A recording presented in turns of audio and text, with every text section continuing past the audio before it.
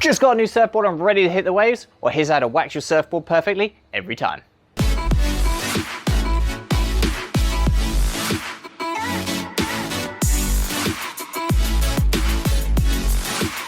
Hi guys, Chris from Stoked for Travel here. Welcome back to the channel. Now before we get started, make sure you hit that subscribe button so you don't miss out on any video goodness.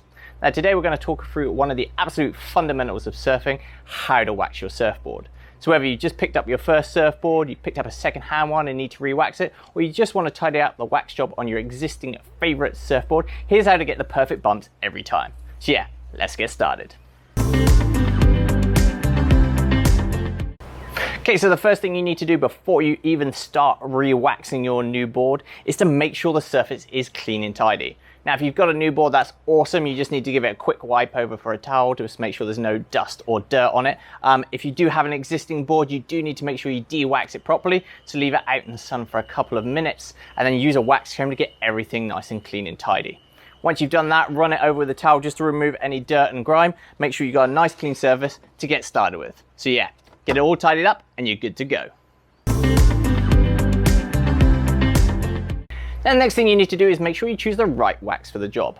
Now a lot of people like to use the base coat wax to get things started, but I find this works best with cool or cold water wax. I'm out here in Australia at the moment, so I'm using tropical wax.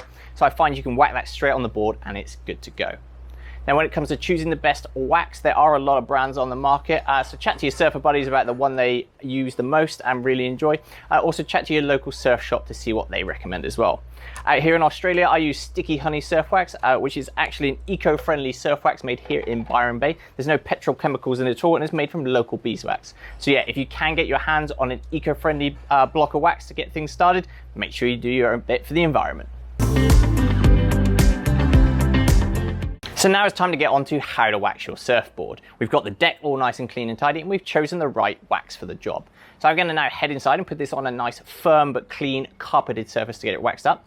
The reason I want to do that is because I don't want anything bumpy or pointy underneath the board while I'm waxing it up. We are going to be putting some pressure on the deck of that board, and the last thing you want to do is ding the underside of it while you're waxing it up. So yeah, I'm going to head inside, put it down on the carpet surface, and we can get started. Now there are a lot of different techniques to waxing up your surfboard, but the one I'm going to use today, which I've used for a while now, is called the crosshatch technique. So essentially what you want to do is head up from the base of the board all the way to the top of where you want to wax, and just do lines like this. Bring them up to the stringer in one direction, nice easy lines using the corner of your wax. So once you've gone all the way up doing one way, it's time to go back the other way as well.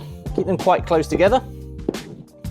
What you want to do is just create that crosshatch technique.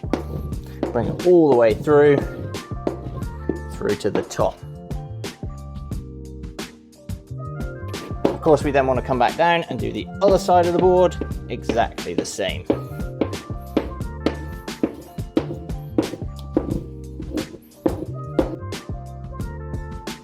Now once you've got those base lines all in, time to grab the side of the wax like this. Just get those little circular patterns going. Again, you don't want to press too hard on this. You just want to build up really nice and gently. Just keep going over it.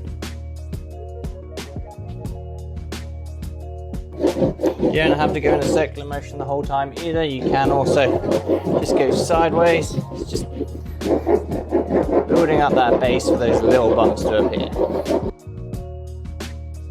So as you can tell by the logo here, the bumps are coming up pretty nicely, which means you've got a nice base layer going on. Again, it's just a case of working up the sweat and making sure you cover the whole board while you do it.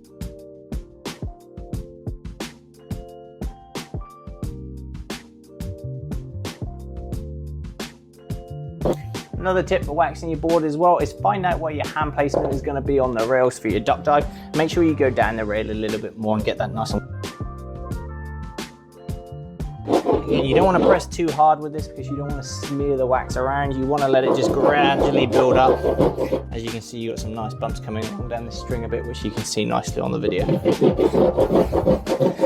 That's pretty much it, guys. Just repeat this. You can build it up as much as you want. Generally speaking, for a new board, you're probably going to use about half a block of wax, but don't be stingy with it.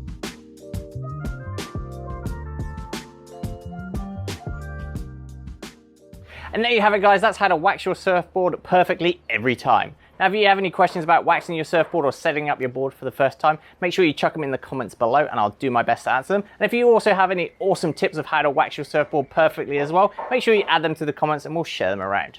That's it for this week, guys. Make sure you like, comment, subscribe, and I'll see you next time. You.